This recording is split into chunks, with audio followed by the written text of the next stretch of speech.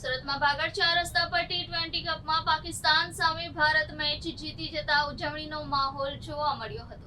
Cricket પ્રેમીઓએ ફટાકડા ફોડી જશ્ન મનાવ્યો હતો. ભારત અને પાકિસ્તાન વચ્ચે ટી20 વર્લ્ડ કપ 2024નો મુકાબલો ખૂબ જ રોમાંચક રહ્યો હતો. ભારતે આ મેચ 6 વિકેટથી જીતી હતી. આ મેચ એક સમયે સંપૂર્ણ રીતે પાકિસ્તાન તરફી બની ચૂકી હતી, પરંતુ આખરે ભારતે દિલ ધડક વિજય મેળવ્યો.